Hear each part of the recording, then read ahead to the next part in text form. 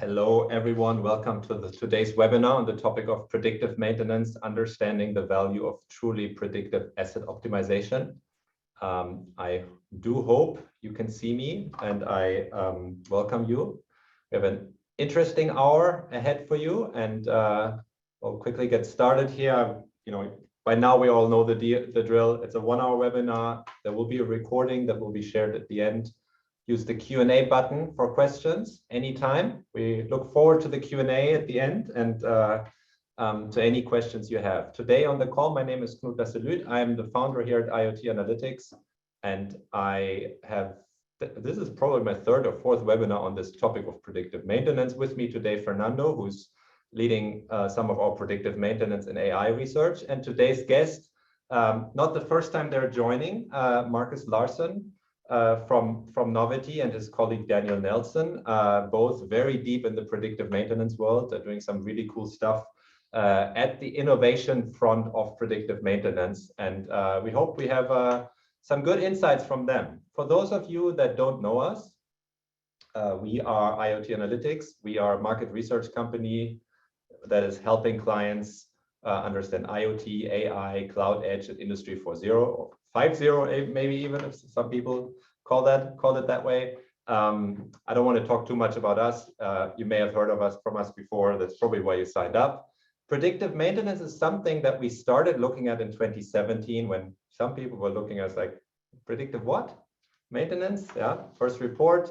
We did another one in 2019, another one in 2021, and have talked to a lot of companies in this space, have seen the space grow from its infancy and with AI development and other things you're probably well aware of.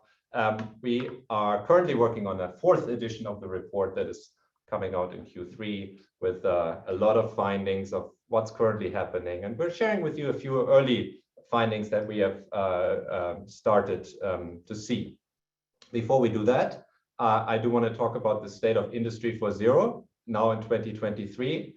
Some of you may have seen some of these stats before, but I think they are important to highlight as we get started. Where does predictive maintenance fit? So first of all, in our latest study that was published towards the middle or end of 2022, with manufacturers, we asked 500, and we found that 72% have a smart factory strategy at this point, and a lot more are developing one. So if you don't have that right now, you're kind of completely left behind. We track, obviously, as a market research company, the market for Industry 4.0 or IoT spending and manufacturing, not exactly the same thing, but very close, is $130 billion according to our estimate, hopefully at the end of this year. Now, predictive maintenance, we don't have a separate slide for that, probably makes up about 6% of that. There's a fair bit that is general infrastructure, but predictive maintenance from a use case point of view is one of the bigger use cases. But we're staying for now on the broad picture. Where are we on that Industry 4.0 journey? Well, we asked those companies that I just showed you how much.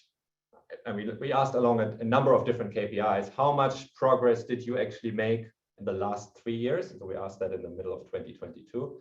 And on average, across all KPIs, is a little bit of a diluted number, 15%, not 50 percentage points, 15% improvement on, I'll show you the KPIs in a second.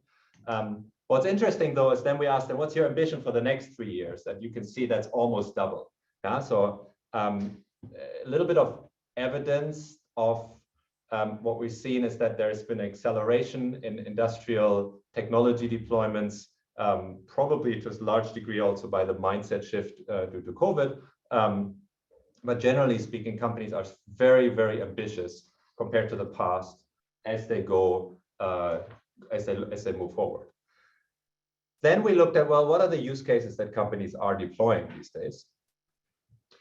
Here's a list of 15. I mean, you can, when we do our use case research, you can cut things any way you want, and there's a sub use case here, or you're missing that use case. Here's a good list that I think represents a good cut of what's happening, and you can kind of see what share of the companies we surveyed, which was a global survey, equally distributed among regions, also company sizes. Quality control using some form of traditional machine vision is very much up there. Condition-based maintenance, so the predecessor of predictive maintenance in many cases, is pretty common. The use of industrial automation technology is quite common. And one of those other early IoT use case of remote asset monitoring. I don't want to talk about all of them. AI-based predictive maintenance is not as common yet. But you see in our survey, already 12% of the companies say they have fully deployed some AI-based predictive maintenance solution. And I said I wanted to get back to the KPIs. It's a huge long list. We asked, you see 25 KPIs here, but the point is, not every KPI is equal. And from a manufacturing point of view, the number one KPI by far is OEE, overall equipment effectiveness, not surprising to those in the industry. And when you look at those KPIs, and now we come back to the topic of predictive maintenance, well, to be very honest, you don't have that with a lot of these use cases that I just showed. Predictive maintenance has an impact on all five. So OEE, predictive maintenance, the key point of predictive maintenance is less downtime. Less downtime means higher asset availability, directly translates into OEE. It's one of those three factors that goes into OEE. Labor efficiency. Typically, predictive maintenance leads to a reduction in regular maintenance, and that frees up labor and the maintenance teams, better efficiency. Output, if you have more time to produce, well, you have higher output. Costs, fewer replacement parts, less personnel. And something we also find in predictive maintenance is the asset life gets prolonged. The assets don't fail. Average asset life is longer, lower capex in return. And then there's also this element of, well, if you don't have to stop production all the time, you actually have less scrap, depending on what process you're looking at, especially in process industries. So it does affect quite a lot in this overall state of industry 4.0 picture. I do want to hand over to my colleague Fernando now. He's been looking at predictive maintenance and wants to give you an intro to predictive maintenance and also asset performance management from our research angle. Fernando, take it up. Thank you, Knud. Yeah, just to fresh up and remember a little bit what we refer to when we talk about predictive maintenance. So we describe a set of techniques that accurately monitor the current condition of machines or any type of industrial equipment with the goal of predicting any upcoming machine failure by using different analytics methods, including AI or supervised and unsupervised machine learning. So just to give a quick example and compare it with other maintenance technique. So basically the idea here is that we can prevent that a failure is taking place. So compare it with reactive maintenance. If we can move to the next. Yeah, thank you. We compare it with reactive maintenance, we're reacting in much earlier than we expected. And can you please move to the, yes, please, to the complete image? Thanks. So the idea here is that we don't react just when something happens. The idea is that we prevent that issue happens. And in particular here, we use methods like the remaining useful life estimations. That's something that Novity is going to talk a little bit more later on. So the idea here is that we use indicators, in this case of vibration values, to estimate how much time that machine has to failure. And that has a small difference with condition-based maintenance, where we have values that are closer to failure. So the idea here is that we can predict or identify earliest indicators of failure. So if we move to the next slide to have a, yeah, next. So here the idea is that we can compare condition-based maintenance with predictive maintenance. So to clarify this, so with condition-based maintenance, we have some values that indicate the possibility of a failure, right? So here the idea is that those values are defined based on previous experience of operators, and the idea is that we will have some warning signals when the machine it's reaching that specific value. The difference is that with the predictive maintenance, we can have some ways to predict or have an indication when a failure is going to come based on various readings from various machines, and we can create a kind of indirect indication, creating something called a health or a risk score. So basically, based on the reading of these values, we can say, okay, this machine will be tentatively fair or not. This is the static part of predictive maintenance, because we are indirectly predicting a failure. There is a more dynamic aspect of it, in which we can predict the likelihood of failure, and for that we use techniques, as I early mentioned, remaining useful life estimations, classification models, and also we use AI to predict when something could fade, with a more anticipation and with a little bit more certainty that with static predictive maintenance. To the next slide, please. Yeah. So what we look at the market is that we have examples, and what we've seen is that the use of health and risk score is more common than we think. So basically, here we have the example of Rexroth audience solution. So basically, here the idea is that they're using a predictive maintenance static analysis, where they provide some health score on the status of the machines, so operators can take a look and check and prevent upcoming issues. Then we have another example from Flowserve. The logic is the same. They use a more static version of predictive maintenance, in which they get indication of the health score of specific machines. So we can see that this is more common than dynamic versions of predictive maintenance. If we can follow to the second one.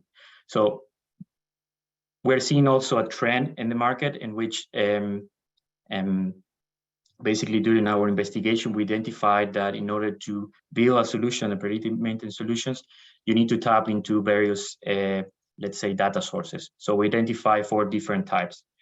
So first, we identify what we call knowledge-based sources. If we can move to the, yeah. So this is composed of pre-built models, field principles data, and subject matter expertise. Then we identify what we call user-based sources, like maintenance logs or feedback from maintenance operators. Then hardware-based sources, where this is all the data that comes from assets, retrofit sensor, controller, and so on. And then from other, let's say, enterprise system or other sources like external or other data.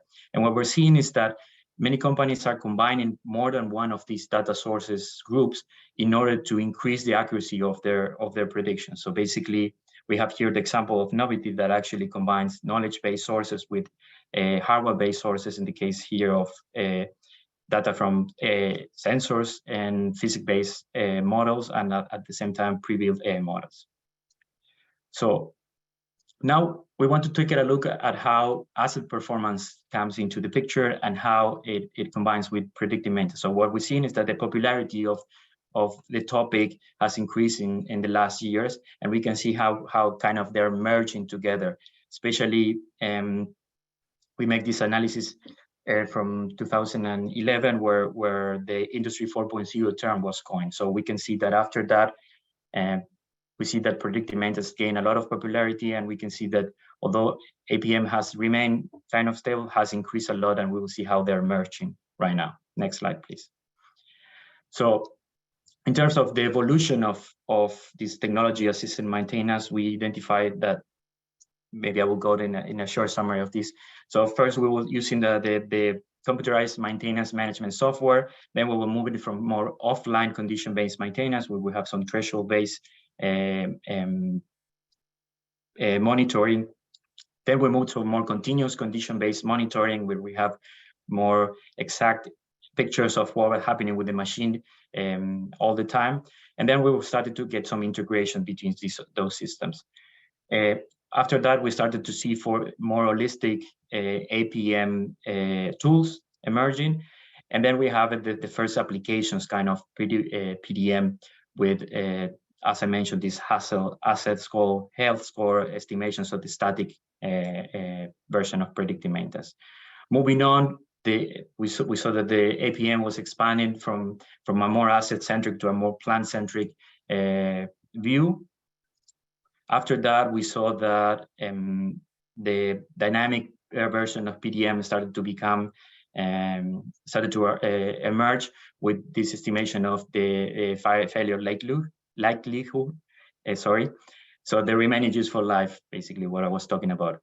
And then, of course, the moving to the cloud from this solution, especially because of all the heavy data demand that they come when we start to use AI models. And what we see today, or the current developments that we're seeing nowadays, is that PDM is becoming part of APM, and also we're seeing that APM is moving into a more sustainable horizon in which they're trying to enable more sustainable operations. The next slide, please. But what are we talking about when we talk about asset performance management? There are a lot of definitions, so we try to narrow down to something that we can grasp, right? So basically, we're talking about a set of software tools and applications that are designed to help optimize asset performance and operations and maintenance efficiency of either individual equipment, entire plants, or entire fleets. In summary, the overall goal of APM is to improve asset efficiency, availability, reliability, maintainability, and overall life cycle value. So next slide, please. So basically, now the question is how these two fit together, right? So we identify four main components of asset performance management. First, the part of the monitoring part, right? The asset monitoring, all the thing that we will see on condition based at the collection of all the data. Then the diagnostics, right? How to process and report all the information that we have from that monitoring, and if we can diagnose if there is a problem or not. The third element is the maintenance. So what do we do with that diagnostic? The action that follows that diagnostic in terms of replacing or fixing some problems that we identify. And the four main components is the asset optimization. And here's the use of the data that we collected from the monitoring and the diagnostic in a more proactive way in order to not only improve the asset utilization, but also prevent future problems. And here specifically is where predictive maintenance sits. So here's where we're seeing how these two topics are merging. Next slide, please. So we have seen some examples of this happening in the market. So first we have, and it's a little bit of mix of speculation as well, because, okay, last year we saw that Siemens acquired a PDM provider like Senseye. So the idea is that this acquisition was aimed to expand the Siemens portfolio in predictive maintenance and asset intelligence. And we assume that this is going to help them provide a more broad, let's say, to address the topic of asset intelligence and asset performance optimization in a better way, as they are equipping themselves with more efficient tools, like in this case the Senseye's platform.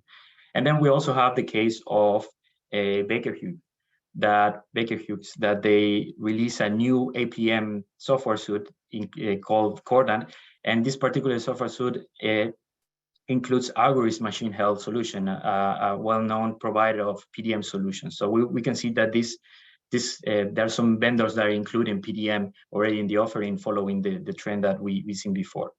Next slide, please. So going back to the role of the, let's say, the use cases in Industry 4.0, the role of APM in the Industry 4.0 use cases. What we can see is that we identified many of these use cases that are related to APM. So if we can move to the next, yeah, we identified there are 5 of them. So we can say that condition-based maintenance, okay, something obvious. We also identify remote asset monitoring, another part of the monitoring part required for APM. Assisted shop floor dashboard, that this will be the visual part and the information sharing that operators need to perform their action. And then we have obviously predictive maintenance, and also augmented reality assisted maintenance that is also related to or part of this all asset performance management tool that we're seeing are increasing the importance that this topic has within the Industry 4.0 space. So now we'll let you with Markus, that he's going to do the introduction with predictive and diagnostic analytics for Novity. Thanks. Thank you very much, Fernando. Before we hand over to Markus, just want to remind everyone to use the button of Q&A. If you have any questions on what is said, you can do. We will pick this up at the end, but if you ask questions already now, then we'll be ready to shoot as soon as we're done. So Markus, please share your screen and show us what Novity has been up to in the last, I think, a little more than a year that we last did a webinar together. Yes, absolutely. Thank you, Knud, and thank you, Fernando, for that introduction. There you go. Are you all seeing my screen now? Perfect. Good. Yeah. So pleasure to be here, and thanks again, Knud and Fernando, and the rest of the the IoT Analytics team for organizing this great webinar. So we'll speak a little bit about the what we've been up to at Novity with respect to predictive maintenance, and particularly around what we call truly predictive maintenance. So we'll walk through this part of the agenda. I'll speak to the first couple of bullets here, and then I'll hand over to my colleague Daniel Nelson, who will speak to some actual asset use cases and some stories from the field, if you will. So just on a quick introduction on myself, I'm the founder and CEO of Novity, with 15 years of background in industrial innovation, broadly speaking, including a 5-year stint at the executive management team of Xerox PARC.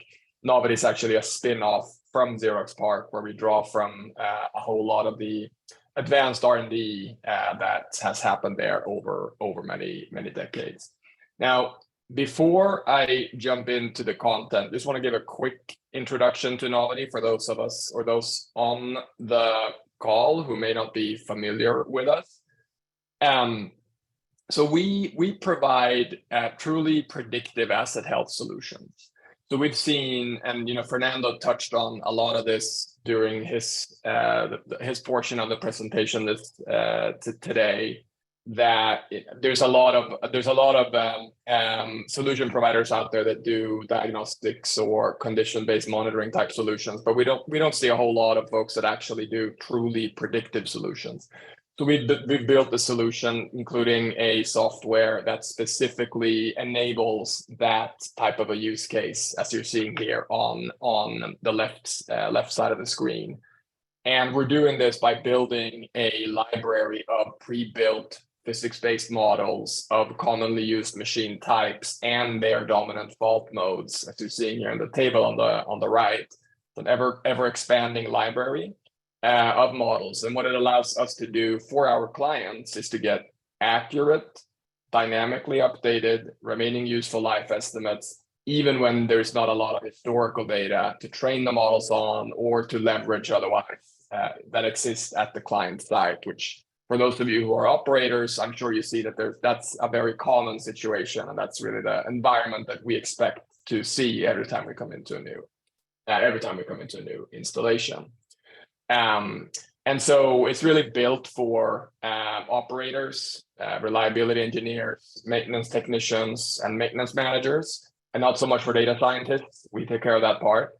And we try to really make sure that the output is consumable by and understandable by that type of user community, enabling them to take preventative action and ultimately eliminate unplanned downtime, or at least significantly reduce it, right? So that's really our game and our ambition that we started Novity based off of.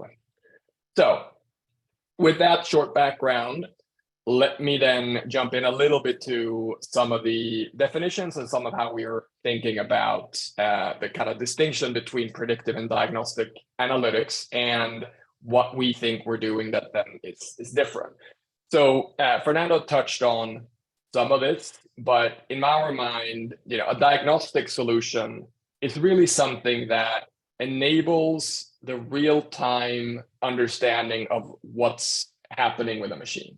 Right, so literally or lexically, right, the diagnosis means it's an identification of an illness or a problem via examination. That's like the literal definition of the word.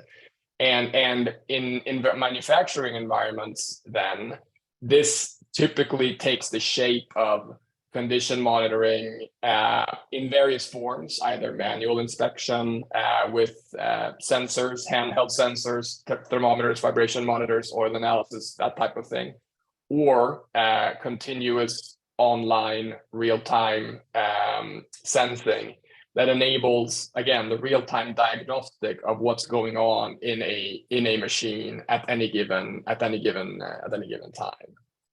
In contrast, though, predictive asset health means really the ability to stay ahead of time what will happen and when it will happen, right? And we're very particular about this with Novity, because this distinction is often lost, we think, in the conversations that are happening in the industry today. Like the ability to be actually predictive and the ability to be to move to a real predictive asset management or predictive maintenance regime requires a solution or a person or a technology, right, that actually makes testable, specific, and quantifiable predictions about when and how an asset will fail.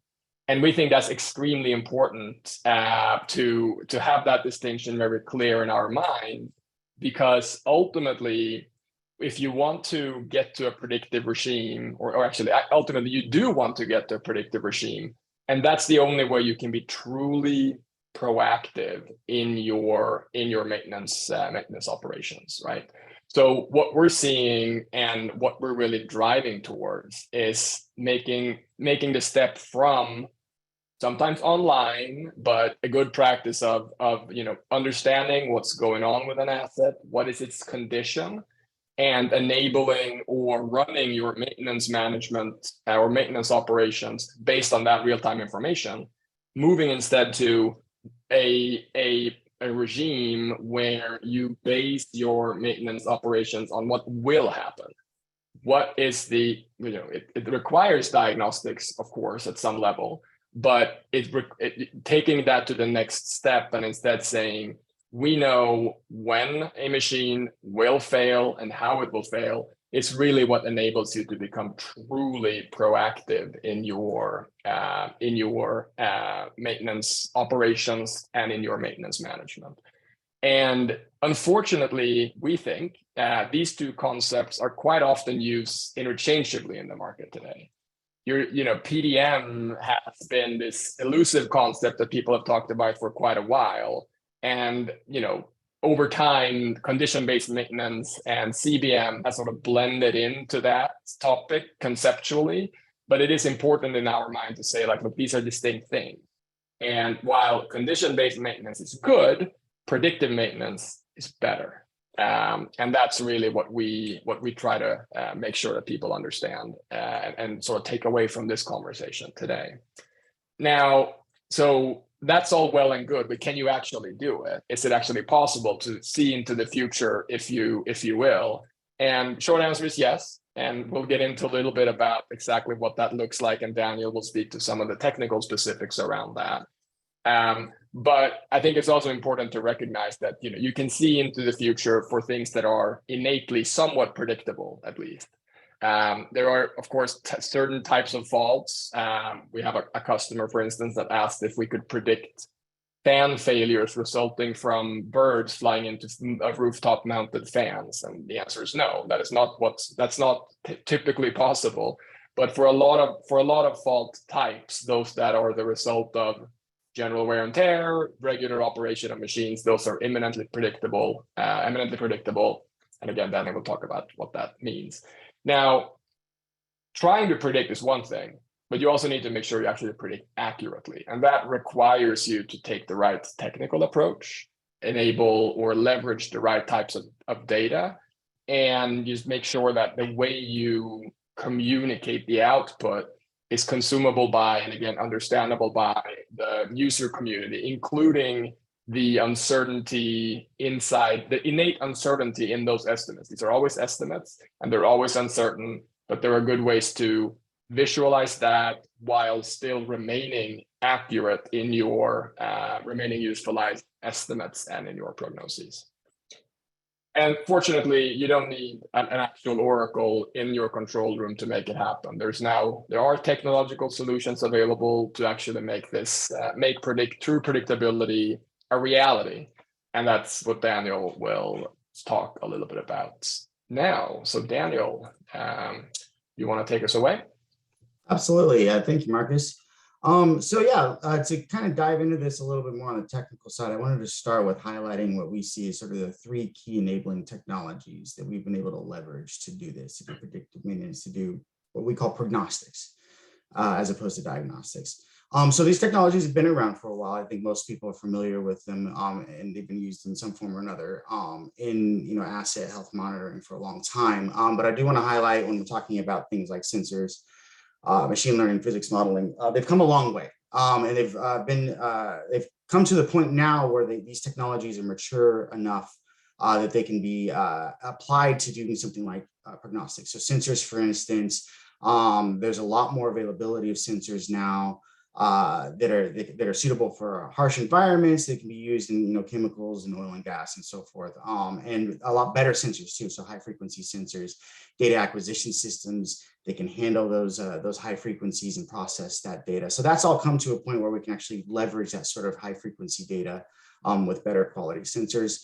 Machine learning, that's obviously been a hot topic. When I say machine learning here, I'm talking about AI in general. So this is machine learning, deep learning, classifiers, regressors, neural networks, things like that. That's what I'm lumping into here under machine learning. But that also, as a specific technique for predictive maintenance, for prognostics, has come a long way as well. So there's a lot more well-adapted techniques from the AI community that are specifically designed for prognostics. So leveraging those has become enabling as well. The other thing that I really want to highlight here is physics modeling. This is my background, really is in computational physics. And I got started in this industry via the physics route. But being able to combine all of these has really been the thing that has allowed us to leap forward, going from condition-based monitoring and diagnostics into prognostics.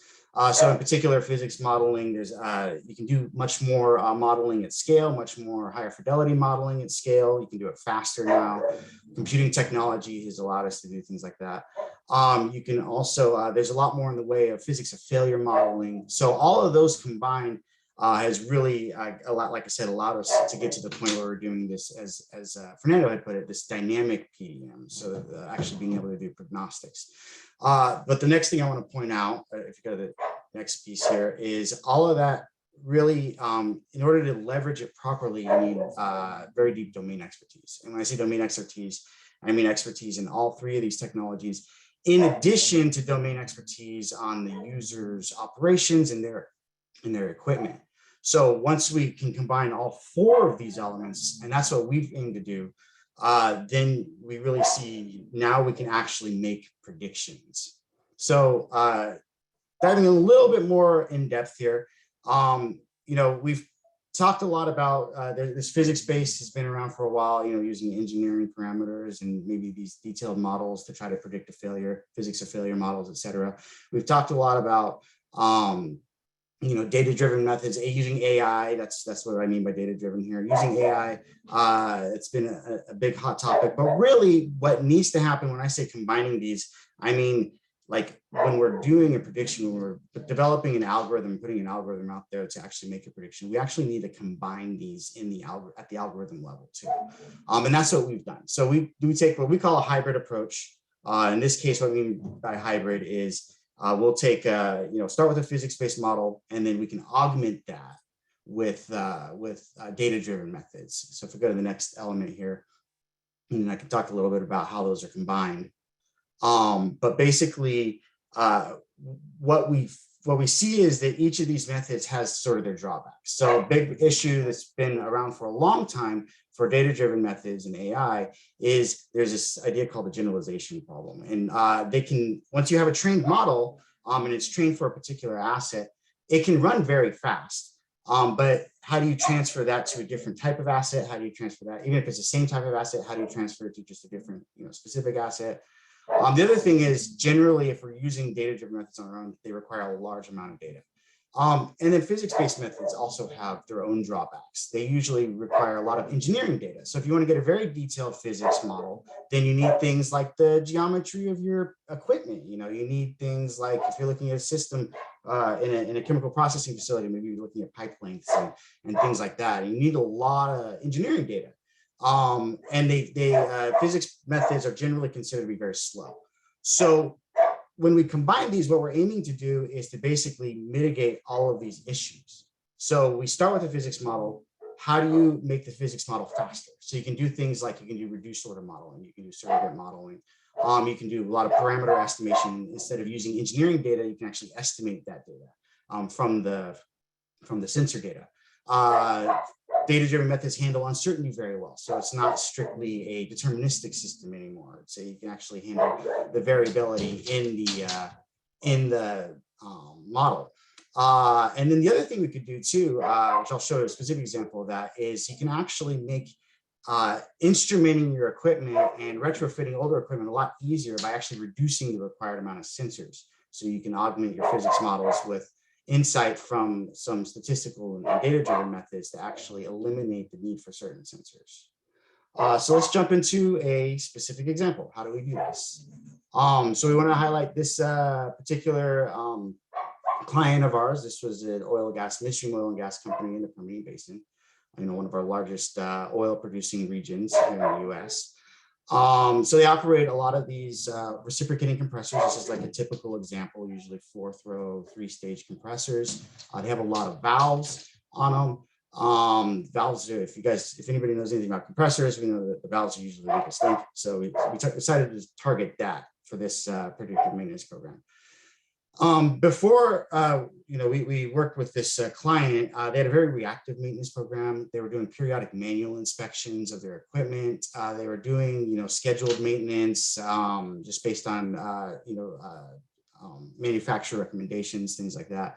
The monitoring was, the periodic monitoring that they did was very inconsistent. It just happened to depend on, how many people they had available, what their workload was that day, et cetera. One of the other things was, they didn't have a whole lot of redundancy in terms of compressor trains. They couldn't just turn off compressors when one went down and then start up some other ones. They had very few redundant compressors. So uptime was really, really critical for them. The other thing is they were older.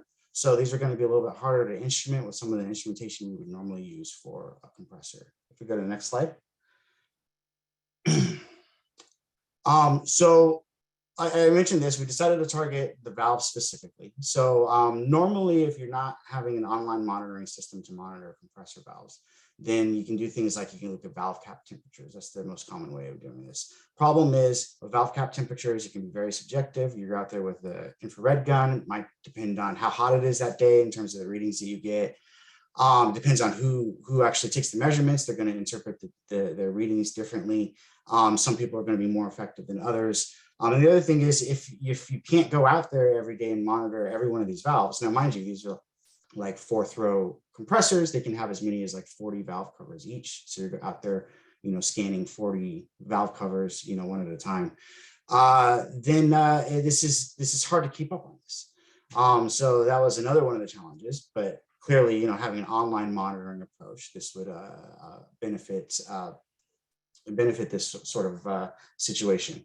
So what we did is we instrumented it in a couple of ways. If we go to the next element here, Marcus, we added cylinder pressure. So this is a fairly common way to instrument these compressors. The other thing that we looked at using was crank angle.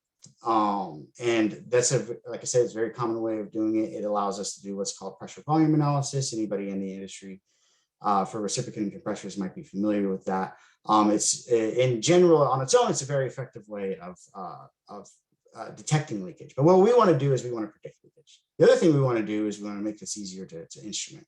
So we actually looked into using a virtual sensor to completely eliminate crank angle. And here's basically how I did it. So using this hybrid approach, we can actually extract physics-based features from the pressure waveform. So here you see in the blue, this is actually the cylinder pressure being read from the pressure sensors on the indicator taps.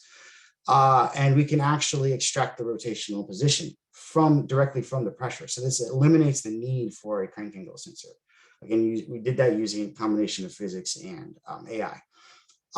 So it makes retrofitting much, much easier. What we found, and here you can see it a little bit, there's actually a yellow line and a black line there in that sawtooth shape. That's the rotational position. So this is the angle with respect to what's called top dead center. And they're very, very close. There is a little bit of a difference. We are estimating it. So there is a little bit of error there. It's generally on the order of about 1 or 2 degrees though. So it's actually very, very accurate. So what that means is that, well, now we can use less sensors to do the same sort of thing. And again, accuracy was super important here. So we made sure, you know, we did a lot of validation on this technique here to make sure that we're getting the same performance between, you know, something that's instrumented with crank angle and something that's not. But the nice thing is in the end, it worked very well. So we're able to eliminate that. So what happens once we do this, once we apply a predictive maintenance solution? If you go to the next slide. So here on the right, I'll start actually on the right here. This is an example. I think you've seen a couple of these. Markus has shown you some pictures of some screenshots of what it looks like to do a prediction. So this is what we mean by like a dynamic prediction, a remaining useful life prediction. So what we want to do is we want to estimate when is this valve going to fail, how many days, and also we want to know like which valves too. So we can do this. There is some uncertainty in it, but we use a model, even if it's a very nonlinear failure mode, which is actually very common, and typically it's nonlinear. So you can see here this is fairly nonlinear in the end. But using that combination of the hybrid approach, we can actually do this. And then of course we apply the uncertainty and show you, well, there is some uncertainty to it, but here's the most likely time frame that is actually going to fail. So once we apply that, what we see is really, and what we're looking for normally when we want to do a deployment is this sort of curve here on the left, a fairly dramatic decrease in the fault duration. So because we're tracking the whole fault, you know, from fault inception all the way to failure, we can actually measure these. And we want to see that decrease in fault duration. What that means is that the customer is now catching all of these faults much earlier. And that's what we see here. And what we've been able to provide the customer here is now they're seeing faults on average 5 to 7 days earlier than when they were looking at them with just the valve cap temperatures, so that they can see them before they see anything on the valve cap temperatures. And that's really what we want. And when I say on average too, you know, in some cases it's much, much longer. You know, some cases this is a complex failure. Some cases they fail very rapidly, and we still detect them, but we may have a difficult time predicting them if they fail rapidly. But that brings the average down still to about a week ahead of time for this particular kind of failure. Other kinds of failures for other assets can be much longer lead time. So in the end, what this means is that since the failures aren't lasting as long, since the fault isn't there for as long, we don't get things like cascading failures, and you really increase the uptime of the asset quite a bit. And I think that's it from my side, really. Thank you, Daniel. So that was all that we had to share from Novity. And I think that concludes the presentation portion of the webinar. So if you'd like to know more, there's many ways to get in touch with us. You can email me. You can follow us on LinkedIn. You can go to our website, download our white paper, and we'd be happy to engage and talk more about this. We're pretty passionate about this. As you can see, we're on overtime a little bit, so apologies for that.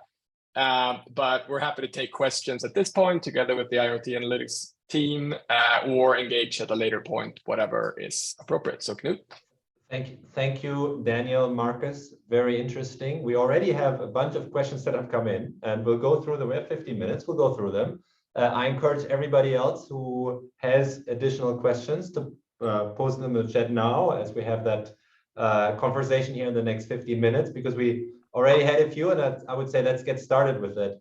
The first question that came in, and I'll do them by chronological order here, was around what are the biggest barriers nowadays to successfully implement predictive maintenance end-to-end solution? Is it a technical one, or the guess of the person who asked the question, is it more related to human culture and mindset? I'll start with you guys first, and maybe then layer over my research view on things, Markus or Daniel. Yeah, I can take this. I think it's less and less technical. Obviously, as we've shown here, there's the technology is there. It typically requires a bit of tuning, but this is certainly technically possible. What we're seeing in terms of barriers and frictions tend to be, yes, cultural to a degree, but more so actually organizational, meaning that the procurement processes tend to be quite complicated when you have, solutions that require tie-ins into or approvals from a large number of corporate functions. I think that's tended to be a barrier or something that's create frictions. And of course, the way to solve that is to, package up solutions that are easier to install, that requires fewer integration points, at least as you get going. But that tends to be what we've seen, at least, that's sort of the highest friction point. And of course, again, ways to solve that. We have ways to solve that, but that's definitely an issue that we're seeing sometimes. And I mean, perhaps just to add the kind of bigger picture of generally, I showed Industry 4.0. Where are we? I think the main concerns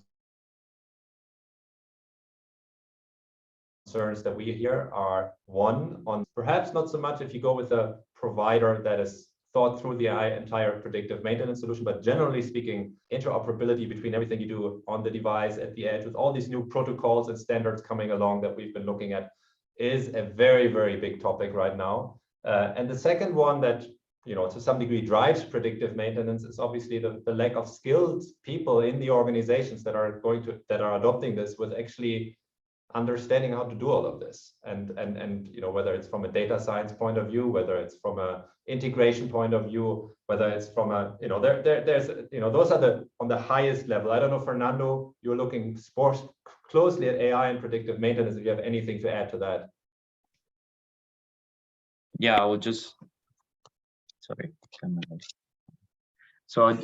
quickly want to add that during our research, what we see is that there is a lack of not really integration, but transformation between the results that you get from these analytics methods into operational actions or action plans.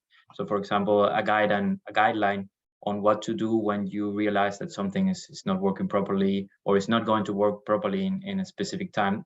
That a guideline that coordinates with the rest of your enterprise systems, right? Because sometimes fixing something too early is not the best way to do it, because maybe you can keep that machine running and get some benefits from that and then fix it. So I think that's something that's still missing. There are some companies trying to do that, but that's another barrier, not having a direct guideline on what to do once you get the insight.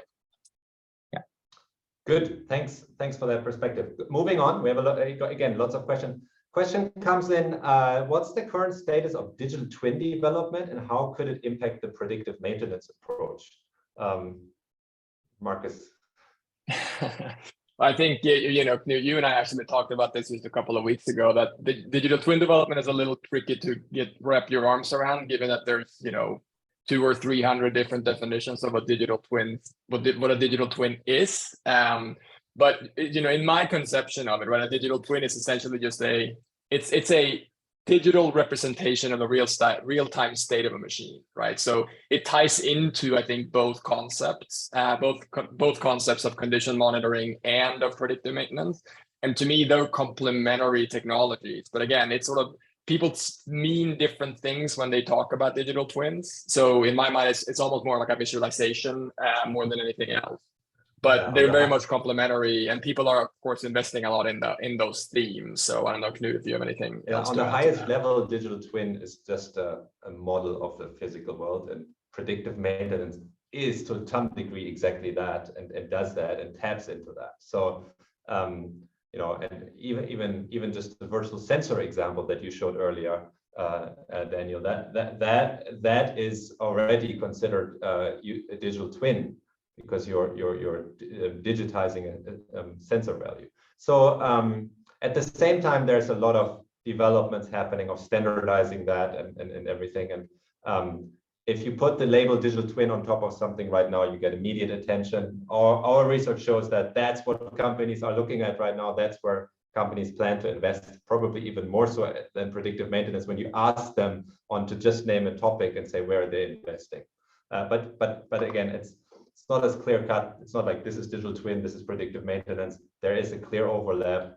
Digital twin is a slightly vague term for sure. Good. Next question. There's growing adoption of predictive maintenance. What are some? Oh, we just had that. What are some challenges that still remain for wider adoption? I think we just talked about that. We could actually skip that. Sorry about that. One question. I guess this is specifically for you, Daniel or Markus. How do you use AI? Yeah, I can speak to it at a high level, and Daniel, you can jump in a little bit more. But I would say, we use it broadly but selectively, right? So, if by AI you mean data-based approaches, machine learning, deep learning, whatever the technical label you want to put on it is, we use it to as high of a degree as we can where it makes sense, but it really comes down to what's the data that's available to actually make it work.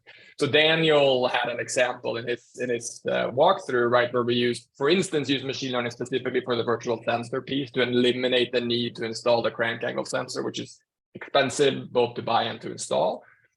In some cases, we use it for the specific prognostic piece for the remaining useful life estimate. In some cases, we use it even for fault diagnostics or for the whole kind of end-to-end train.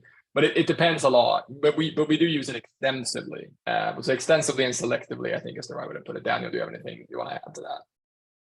No, I think the selectively part's really important. What we aim to do, if I can go back to that idea of the hybrid approach. Either way, if you're looking at just doing a physics model, you're going to need a lot of engineering data. If you're looking at just doing a data-driven model, you're going to need a lot of sensor data. And what we want to do is we actually want to minimize both of those. So that's specifically the driver for us when we're combining the two. How do you minimize both of those? And that's what we see. What we see is when we've implemented this and the technology that we've actually brought to market here is that you can minimize both of them. You can reduce both of them at the same time if you combine them selectively in the right way. Good. We still have 5 minutes left, but I do want to encourage everyone that is on the webinar right now to help us improve future webinars. I'm sharing a link here in the chat. If you have 1 minute, which I hope you still have in this hour, just let us know how was your experience, what was good, what was bad. We'll continue right now. So you find the link in the chat window. There are a couple of questions that came in specifically on the case study. First question, do you analyze pressure volume curves to improve advanced detection beyond 5 days? Yeah, I can take that one. Actually, yeah, that's the pressure volume curves. I kind of very quickly referred to. It's called pressure volume analysis, and that's the physics-based approach that we started with for the compressors. So yes, we do that. It can be beyond 5 days. Oftentimes it is. As I mentioned, the 5 days is really an average. The challenge is with compressors, what I will say, particularly valves, is the predominant failure mode there is fatigue, which is actually very hard to predict. And we're looking at leakage as a surrogate for fatigue. And sometimes it's just, as Markus mentioned, we have situations where we can't predict very well ahead of time. A valve can look just fine and then it'll fail all of a sudden. Oftentimes, though, that's not the case. It fails gradually. So those are the ones we can predict. That's where the average comes from. But to I guess the short answer to the question is yes, using QB analysis, that is what we've done to be able to predict. And typically it is more than 5 days. I'll just keep shooting you some questions here because there are some more questions specifically. How is the data from the compressor connected to Novity? Yeah, so in this case, I can speak to this then. Yeah, no, in this case, this is a sort of end-to-end system that's completely, where the data from the sensors are connected through a gateway and run up to the Novity's cloud. So it's a closed end-to-end system in this case. So quite straightforward, using cellular technology to get the data up to the cloud. So nothing magic, nothing fancy there. We really view all of the hardware enablers, including the connectivity parts, as just that, enabler to get to the ultimate output. And so we always try to take the shortest path to get there. In this case, that was closed system with cellular connectivity to get us to get to that output. Last question on well, maybe not even on the case study, but perhaps more broadly, what's the prediction accuracy? It says on field. I guess that's yeah. Yeah, no. It's what's how accurate is it really? No, in this case, in the compressor case study, we're running pretty consistently, kind of mid to high 80s% accuracy. And we were actually speaking a little bit about this earlier. When it comes to prognostics accuracy, there's no unified or agreed to single metric for how to actually measure accuracy, because points in time vary. It's a little bit complicated to actually measure it. But in terms of true positives and accurately diagnosing and estimating faults, we're running kind of mid to high 80s accuracy and getting better, right? These are systems that improve over time, but that's what we've seen sort of in the first 6 months or so, give or take. Good. Another question to maybe help us zoom out a little bit. What are the industries where you see the biggest pull towards predictive maintenance? Yeah, no, I think for us, it's really been in any industry where downtime is expensive and it's complicated to put in redundancy to sort of work around it, is really what we're seeing now. So for us, it's tended to be in the process industry verticals, oil and gas, chemicals, petrochem. That's where we've seen the most demand. There's also labor shortage issues that is somewhat particular to those industries that drives that even further. And then, of course, automotive has always been a big driver for those types of problems as well. But generally speaking, it applies across any heavy industry, even if where downtime is expensive or more complicated to prevent. That's where you tend to see the most attractiveness for something like this. If I can maybe add also from our research angle, I mean, there's the industries you just discussed have some of the most high value assets that where if that one fails, it's so has such a severe effect, and just predicting one failure can already be amortizing the investment sometimes. And yeah, I know. I've been hearing that a few times. Nonetheless, predictive maintenance is almost in any industry. I mean, even the machinery industry that is putting it as a feature for their clients into their machines or into their equipment for that matter. It's happening almost everywhere. But a little bit, I would say the overall value from a market point of view, where are the dollars? I think there's an overrepresentation on the process industry side of things, just because of the high value assets that you see there. We have time for one or maybe two more questions. And a reminder for those who haven't filled out the survey, it's really short, help us. It's always good to hear what we should improve. Question, what do you think of synthetic data using AI for predictive maintenance? My concern are regarding interpretability of such data from AI. So meaning data that actually doesn't actually exist, that you, synthetic data that you generate artificially, right? Yep. Daniel, do you want to speak to that one? Yeah, absolutely. So I think this question is kind of related to this idea of explainable AI. One of the challenges when you're dealing with something like a multi-layer neural network or something is, you don't know what features it's actually looking at sometimes.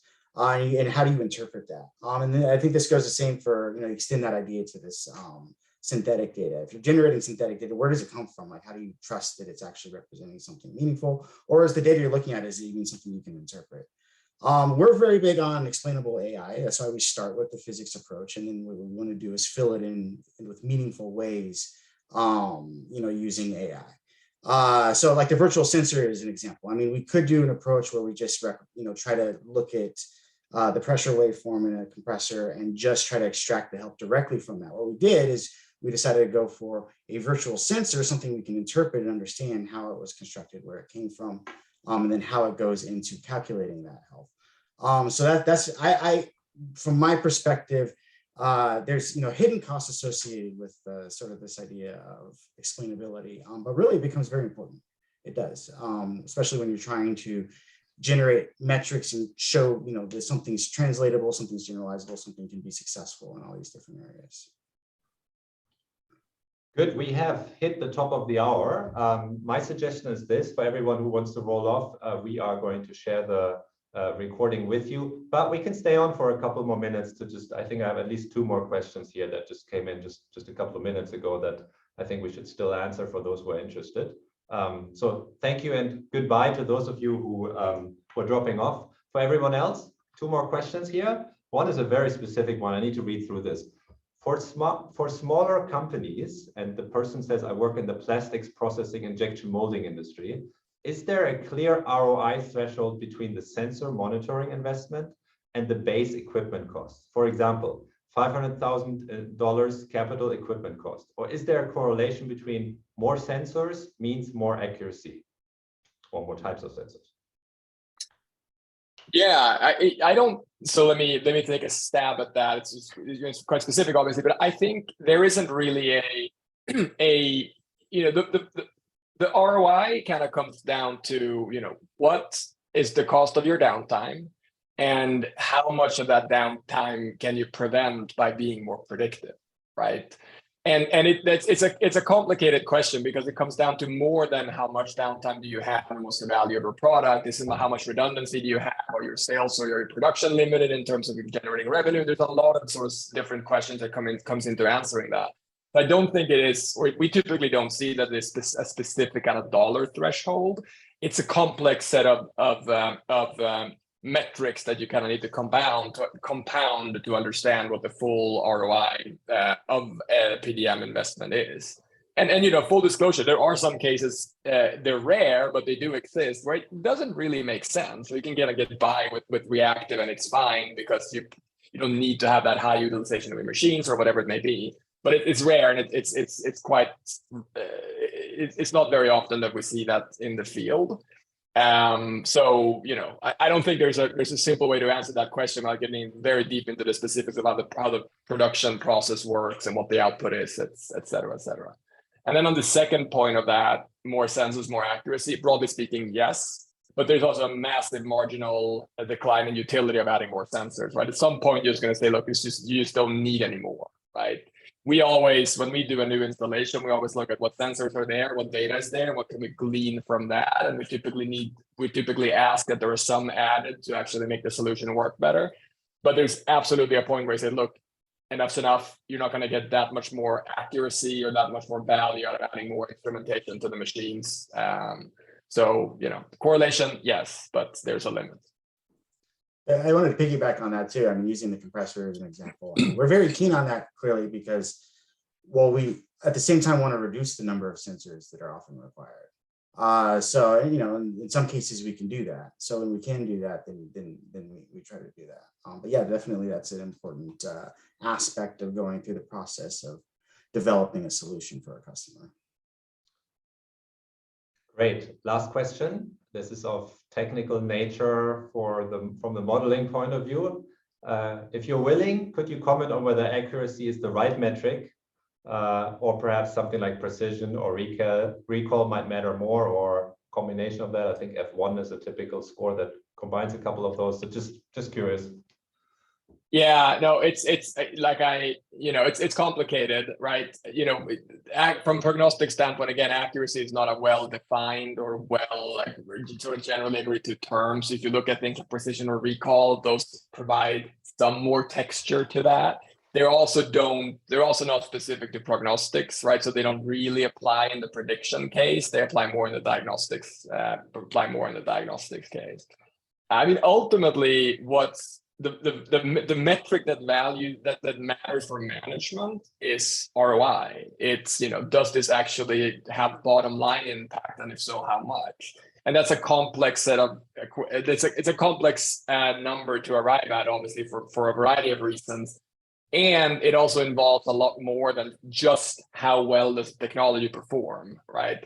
But at the same time, that's really where the rubber meets the road, so to speak. So that's of course a method that we pay close attention to in every case, even if it's a little easier for us to just showcase like, hey, here's how accurate the technology was or the predictions were. And to your point, like that's something that management kind of have sort of an intuitive grasp of, even if they probably don't dig into the specifics of how accuracy is defined. And I mean, just to add to that, we've had some conversations, you and me, Markus, on kind of what are the different elements that go into that ROI equation of, you know, at what point are you over engineering your maintenance? Where are you just too, you know, are you reacting to everything that looks like a failure? You know, at some point, you know, there's this nice curve that we've been showing in our research, and that I think you guys have been also using when discussing with clients. You know, there's over maintenance, and there are different actually in the ROI equation for predictive maintenance, which is not that simple. And we actually, you know, we looked at the calculation together.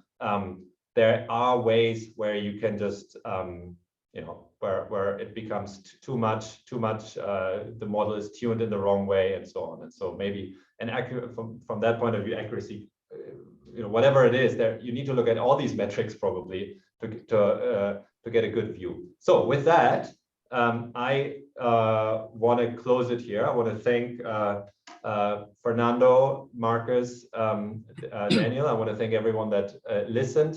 I have a feeling we might be doing this again next year at some point, maybe not. Stay tuned for our predictive maintenance report. Reach out to us for anything research related, and get in touch with the Novity folks if this piqued your interest, if you want to have a more in-depth conversation with them. I think some of the questions here perhaps might mean that there are people interested to have a continued conversation. So thank you, everyone. Have a good rest of your day, and looking forward to connecting with you soon again. Thank you. Thank you all. Thank you, everyone. Bye-bye. Thank you. Bye-bye.